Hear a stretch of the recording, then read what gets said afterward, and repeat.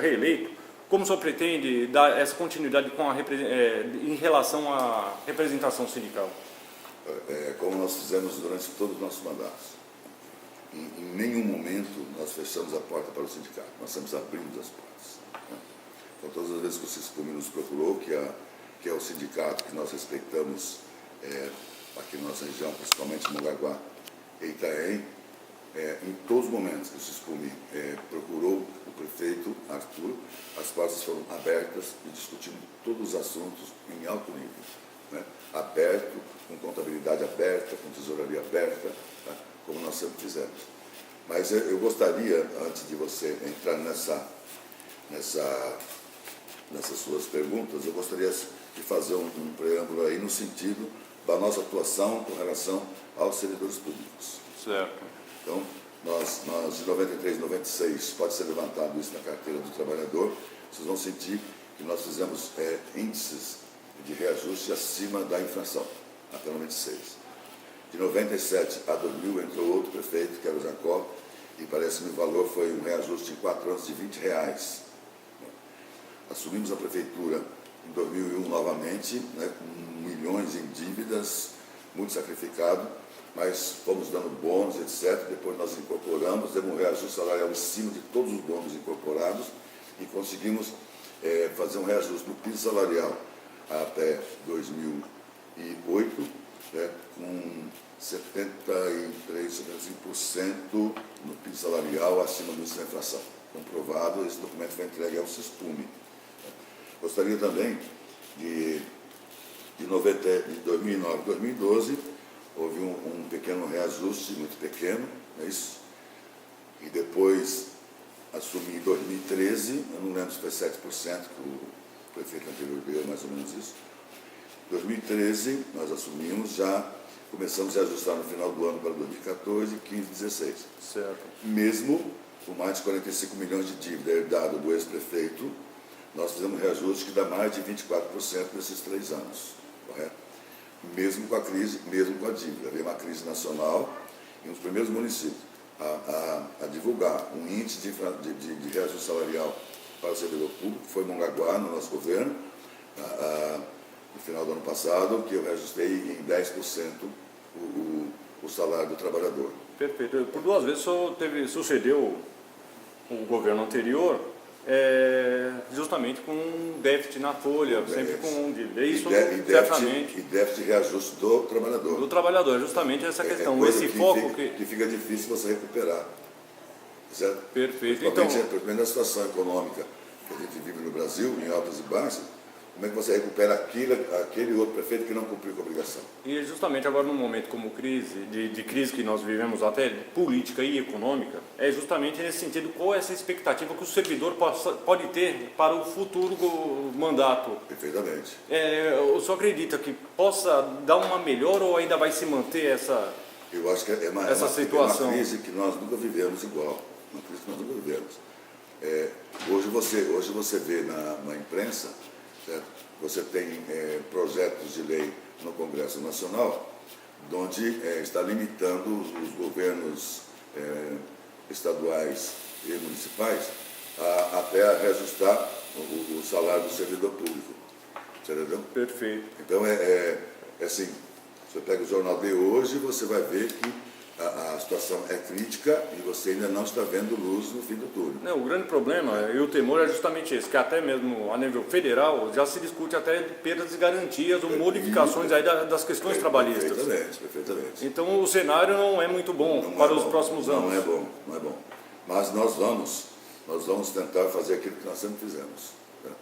Nós administramos a prefeitura, você pega assim, eu peguei lá 45 milhões de dívida, além de outras dívidas que existiam na prefeitura. Eu paguei 34 milhões dessa dívida, mas eu não deixei de reajustar o salário. Eu não deixei de fazer obra, eu não deixei de fazer serviço. Cumprindo os compromissos. Certo. Nesses 3 anos e meio do nosso governo, nós não fizemos R$1 de dívida. No nosso governo atual, nem R$1 de dívida. Tudo pago. A obra está sendo feita, está sendo pago. O fornecedor está sendo pago. Não devemos a ninguém. Perfeito, candidato. E pagamos o funcionário em dia. Quem é que pagou o 13º em julho das prefeituras? Quem pagou? Mongaguá. Quem mais pagou? Tem mais alguma? Itanhaém ela cumpriu. Falamos onde o CISPUM tem a sua atuação, então Itanhaém também conseguiu fazer esse cumprimento. Graças a Deus. Então somos nós dois, porque o resto não vive em nenhum lugar falando que pagou. Né? Mas pagamos o 13º em julho. Então nós cumprimos assim, religiosamente com o servidor. Como eu gostaria de lembrar e consignar. Por quê? Nessa época de eleição, onde você escuta o candidato, o cara vem e oferece para o CISPUM notícias maravilhosas, como o ex-prefeito fez. Certo? E na realidade, quando chega no momento, aí ainda não cumpre mais. Então, conosco não é assim, nós falamos aquilo que nós cumprimos. Por isso nós temos histórico. Né? Então, se o trabalhador hoje ele recebe alimentação, é porque nós construímos uma cozinha piloto e nós criamos a alimentação do trabalhador. Se ele tem essa base, porque nós também criamos no nosso governo a cesta básica.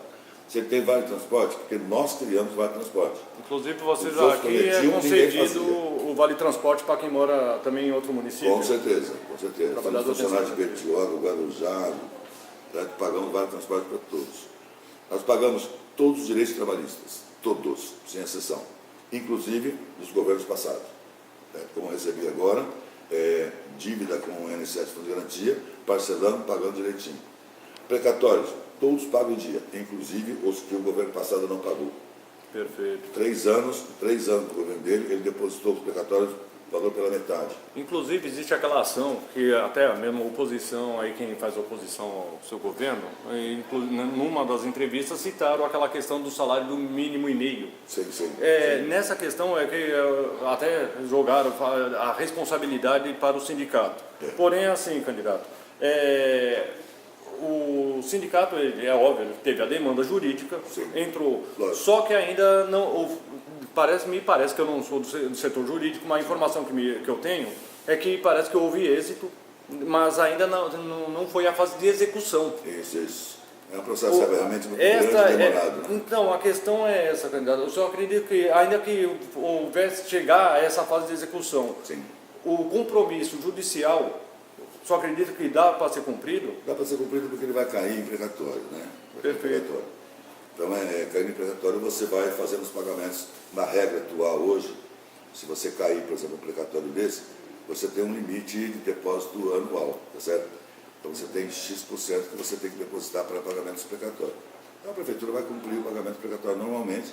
Quem cuida de pagar o trabalhador é a justiça, não é mais a prefeitura. Exato. Eu deposito lá, a justiça vai ver quem tem direito de receber aquele dinheiro. Inclusive pela nova lei, até 2020, eles falam que até estados, municípios, União, tem que cumprir.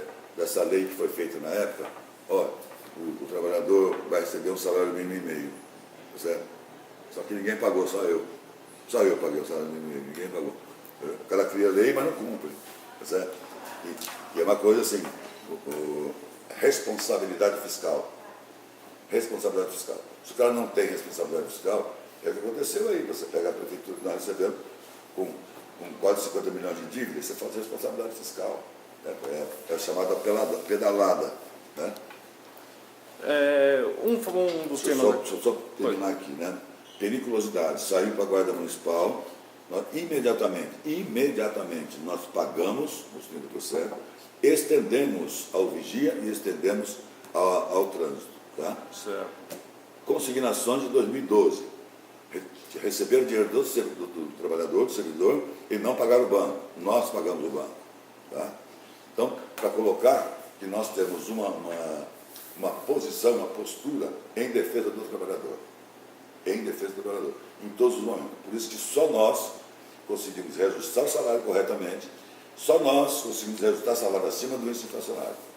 Os outros, que são os candidatos que estão aí, passaram por aqui e nada disso fizeram. Pelo contrário, deixaram os funcionários à míngua. Pega 4 anos, o cara dá R$20, 4 anos, o cara dá 7%. Deixaram à míngua. Nós não, nós cumprimos efetivamente aquilo que nós temos de obrigação com o servidor público. Perfeito. Uma das coisas que o sindicato está pleiteando e ainda não conquistou aqui em Mongaguá é aquela questão da data base. Só acredita que ainda dentro desse cenário de crise possa ainda se não nesse, porque esse ano certamente não, mas para os próximos anos, eu acredito que ainda o servidor possa contar com essa database, com status de lei municipal? A database, nós conversamos bastante sobre isso, né? Em todas as reuniões, vocês conversam bastante. É uma grande reivindicação antiga. Eu posso criar uma database, chegar na database, se a inflação é 5, eu dou meio. Mas eu cumpri, na database, cumpri 0,5. Não significa que isso vai resolver o problema do servidor público, certo? Quando você vai fixar alguma coisa na administração pública, você tem sempre que fixar dentro de uma coisa palpável. Por quê? Porque o cara vem, ele não dá o reajuste, ele não cumpre a database, ele não vai fazer nada disso. Certo? Aquele que é responsável, que quer cumprir, que vai pagar o ônus. Tá? Você pega uma administração que o cara te deixa quase 50 milhões de dívida, como é que você vai cumprir alguma coisa não palpável? Né?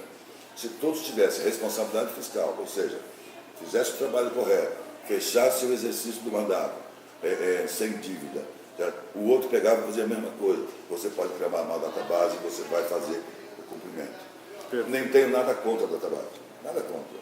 Só que eu gostaria de fazê-la, mas fazer assim, com os pés no chão. Uma garantia financeira. Para que porque não adianta eu chegar na database e te enrolar também. Então ela está vinculada A database, normalmente é o que eu cumpro da database é janeiro, por todos os anos do nosso trabalho. Ou seja, quando chega em dezembro, a gente faz uma reunião com os servidores públicos, faz uma festa com os servidores públicos para encerrar o ano de trabalho de todos, e nesse momento eu já anuncio para janeiro. E a partir do 1º de janeiro já fico correndo o reajuste salarial. Isso foi em todos os governos meus. Então, na realidade, nós temos uma database, só não está no papel. Perfeito. Ou seja, é praticado, mas ainda não está... É praticado sempre em janeiro. Certo. Em questão de benefícios, assim como o senhor já citou a questão dos refeitórios, toda essa estrutura que já foi implantada aí para os servidores, o senhor todos os benefícios implantados nos meus governos. Exato. Nenhum benefício para o servidor público em outros governos. Nenhum. Tá? É a cesta básica, o vale de transporte, comida do trabalhador. A questão das marmitas. Tudo. E aí que está a questão, porque ainda até sabe que o sindicato é a questão da diretoria, ela discute muito isso, não querendo interferir no modo de administrar, mas naquela questão até mesmo de contribuir. Se a logística de uma alimentação toda através de marmita seria mais oneroso para a administração do que um vale-refeição. O que o senhor pode dizer sobre isso? O cara fala do vale-refeição, que vai virar um vale-coxinha. Mas na realidade, com o dinheiro que eu faço, arroz, feijão, a carne, o legume e tal, e coloco na sua frente para você comer, se eu pegar o valor dessa marmita e te der em dinheiro, você não vai comer uma coxinha. Certo. Então tem que se pensar. Tá? Porque o dinheiro que eu vou te dar como um bônus para você comer todo dia, você não vai conseguir comer. Tá? Então é uma coisa de se pensar. Fácil seria o candidato chegar e falar, não, eu vou dar o dinheiro para o trabalhador, certo? E vai defasando, como você sabe que é no Brasil inteiro. Entendeu? O cara recebe lá e não come uma coxinha no boteco. Temos deixa exemplos comer o arroz, disso. deixa comer o feijão, deixa comer o legume, deixa comer a carne, deixa comer tudo, para comer uma coxinha. É o que ele vai receber. Tá? Então, agora fala assim, nós temos orçamento para dar um dinheiro para o cara para comer à la carte no restaurante? Não tem. Certo? Fala, você vai comer lá, quanto custa um prato feito hoje aí? 10 pau, 12 pau. É isso? Por aí. É isso? PF seria isso. 12 pau. Você vai dar 12 para cada servidor. Quantos servidores nós temos? Uma faixa de 3 mil. Mais de 3 mil. Daí, multiplica por 12, por dia. Tá? Onde é que vai pegar o dinheiro? Então, é balela. Torna mais oneroso. Balela. E torna mais oneroso e o trabalhador não come nem metade do que ele come atualmente hoje. Se você sair lá fora, todo dia eu mando buscar um marmitex em qualquer lugar aí para trazer na minha mesa para ver o que o trabalhador está comendo. Todo dia. Tá? Uma das questões é a questão do sistema que é do servidor público. Eles são seletistas. Sim. Em alguns municípios já se implanta o regime de previdência própria, que é através do regime estatutário. Perfeito. O senhor já analisou, fez alguma reflexão sobre, acredito que seja vantagem fazer um sistema estatutário, implantar um sistema estatutário? Assim, a grande maioria... Aliás, tivemos uma entrevista com um dos mais antigos servidores aqui da cidade, conseguimos fazer esse levantamento, que Mongaguá é atípico nisso, que já foi um dia estatutário e passou a seletista, ao contrário dos demais municípios. Quando surgiu a lei, quando você tinha que, surgiu a lei federal, quando você tinha que estabelecer se você ia continuar como estatutário ou como seletista. Naquele momento, nós tínhamos, por exemplo, 40 seletistas e 40 estatutários e 500 seletistas. Como é que você faz essa inversão? Como é que você cria vou te dar um exemplo melhor. Qual prefeitura que tem o seu regime próprio, que a prefeitura não tem que colocar dinheiro todo mês para poder equiparar e o aposentado receber? Então é sinal que não tem um equilíbrio, né? Até porque o cara pagou 20 anos de INSS, ele vem para a Caixa aqui da prefeitura, né? Ele já pagou 20 anos lá. Como é que eu vou recuperar aquilo para cá?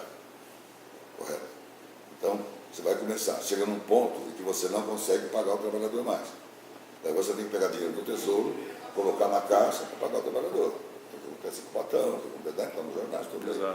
Aí não consegue passar, você já sabe mais sério. Estoura a Caixa. Então, na situação que nós estamos hoje, por exemplo, né? Então você tem milhares de funcionários, você não tem mais o estatutário. Todos seletistas, como é que você transforma isso? Perfeito. Então, há uma dificuldade, mas já estudei bastante isso, discutimos muito. Tem empresas que mostram projetos a respeito, analisei, mas no momento eu acho que, principalmente a situação atual do Brasil, mexer agora, meter a mão no respeito. Primeira coisa, então, é sanear essa questão das contas. O Brasil tem que estar mais estável, né? Perfeito, candidato. Está aberto agora o espaço, se o senhor desejar fazer suas considerações finais e mandar sua mensagem aqui para os servidores públicos de Mongaguá. A minha mensagem é sempre de respeito aos nossos servidores, como sempre fiz.